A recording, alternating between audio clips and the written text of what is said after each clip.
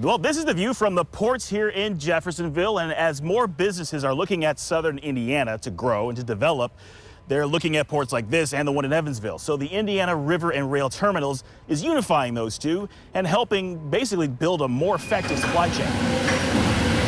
We've grown cargo here over 39% in 2 years, which is a really high rate, but we are great partners with River Ridge and other economic development folks in the region. That's Jeffersonville Port Director George Ott, and you can see where he's going with this. Southern Indiana's ports handle more cargo than any other inland port in the country, according to the U.S. Army Corps of Engineers. That is helpful for any business development, including River Ridge. And with the growth they're having, we got to keep investing and prepare to be able to handle their customers as well. So I think these new rail yards and water capabilities is really going to be a synergy they can use. Superior River Terminals of Indiana is the port's partner. They handle loading and unloading between trains and barges. General Manager Shane Davenport says the formalized partnership gives businesses easier access to ports in both markets, here in Jeff and Mount Vernon in the Evansville area. So it will further build our relationships on a wider span because now those customers will now be able to, put names to, our dynamics here. And Ott says because businesses are doing more shipping by train, the ports are building new rail yards. They'll use some of the 140 acres here in Jeffersonville off Middle Road and some of the 600 at Mount Vernon. The goal is to have the ports ready to support future economic growth. Streamline the process and let the folks in the region realize they have a port in their backyard, which is a huge asset for customers. In Jeffersonville, Norman Seawright, WLKY News. And the ports tell Norman that they handle nearly 28 million tons of cargo annually, and the partnership helps them better market their services. Crime scene photos were shown during the third day of testimony for the Delphi murders trial. Richard Allen is accused of killing 13-year-old Abby Williams and 14-year-old Libby German in February of 2017. More than 40 crime scene photos were shown on a large monitor inside the courtroom. That took 90 minutes before the court broke for recess. Family, jurors, and the court gallery were visibly emotional as the pictures were shown. If convicted, Allen could spend the rest of his life in prison. An Indianapolis man accused of killing 6 people, including 4 family members, when he was a teenager, is on trial for a second time. A judge declared a mistrial in July in the case against Raymond Childs III after a witness violated court testimony protocol by directly addressing him, asking why he did it. Childs faces 6 counts of murder for the mass shooting in January of 2021. Police say when he was 17, he shot and killed his father, stepmother, 13-year-old sister, 18-year-old brother, and the brother's pregnant girlfriend, along with her unborn son. Child's 15-year-old brother was also shot, but he survived. A 77-year-old Cincinnati woman is now charged with reckless homicide for a deadly shooting. Police say Kathleen Geiger shot and killed 58-year-old Arthur Osborne below the waist after he jokingly told her to shoot him. According to court documents, Geiger did not know the gun was loaded when she pulled the trigger. At an arraignment today, prosecutors said that was no excuse. Everyone who possesses a firearm has a legal responsibility to do it responsibly. You never point a firearm at anything and pull the trigger unless you intend to destroy it. The defendant pointed a firearm at someone and pulled the trigger, resulting in their death. Police say Geiger did provide first aid and called 911. She's being held on a $10,000 bond. Authorities in Georgia are trying to figure out what caused a deadly dock collapse over the weekend. 7 people were killed when part of a ferry dock gave way Saturday in Sapelo Island. Officials say more than 40 people were on the gangway at the time and that the structure should have been able to hold them. Crowds had gathered on the island for an African-American cultural celebration. The mayor and historian says they're focused on healing. We're children of enslavement. So we're built to know how to make it through suffering in hard times. So we're going to bounce back. The gangway was built just 3 years ago, and state officials say it should have required only minimal maintenance. The unveiling of a massive solar farm in northern Indiana was abruptly canceled after reports of security threats. The $250 million solar farm spans 1,100 acres just outside of New Carlisle, that's near South Bend. It is set to create 188 million watts of energy. But the unveiling was canceled because police say there was an issue with a former employee on the property. Officers issued the person a no trespass order, and he then left the site without any issues. The unveiling will be rescheduled.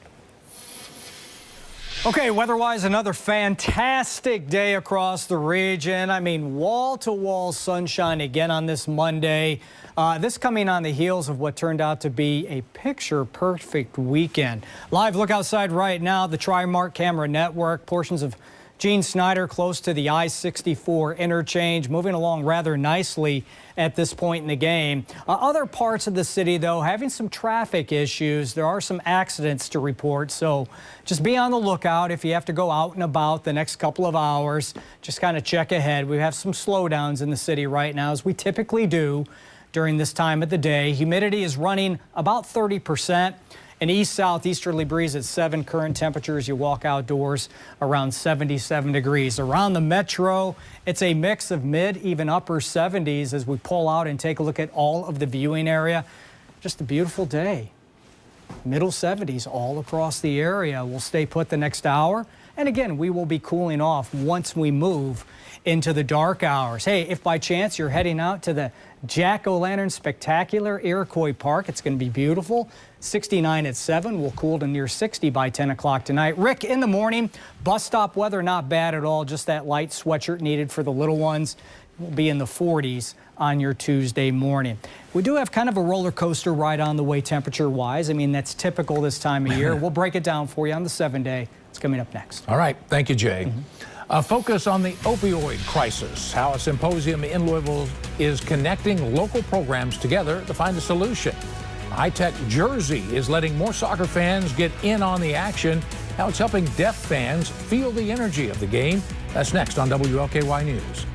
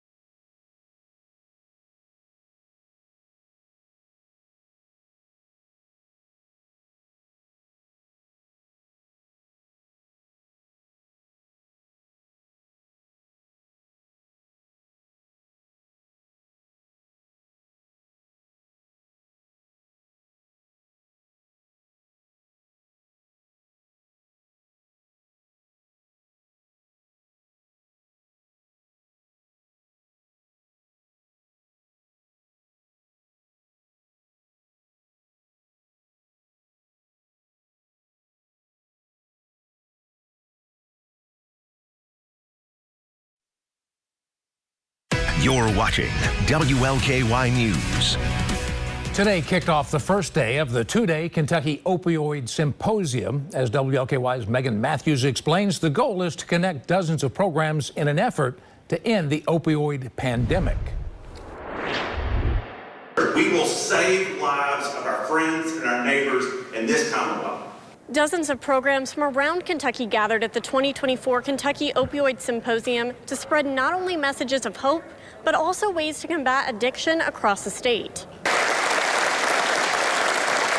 Held in the International Convention Center, the second annual symposium focused on the opioid crisis in Kentucky. We can kind of share ideas and let people know what we're seeing out in our parts of the state, different communities, what's working, what's not working, because it's going to take a team effort to really knock down this opiate pandemic that we're in the middle of. It also addressed addictions of all kinds and those impacted by it, including the newest addition, Better Without It, a youth-focused prevention initiative. We want them to get to that point where they're not doing what they're not supposed to be doing when it comes to drugs and alcohol. But the way to do that is really focusing on showing them what being better without drugs and alcohol really looks like. Stanley Briz with Better Without It explained their biggest concern is young adults having access to vapes and other devices with marijuana in them. The majority of those kids, I would say 95% of them, were there for vaping, whether it be nicotine or marijuana. So we're really trying to target that group. It's a different focus, I would say, than maybe 10 years ago. The symposium also highlighted several programs that received grants from the Louisville Opioid Settlement Fund, while helping other groups write proposals to get grant money. Many saying that this is an important step in stopping the opioid pandemic, as well as other addictions impacting people in the Commonwealth. Megan Matthews, WLKY News.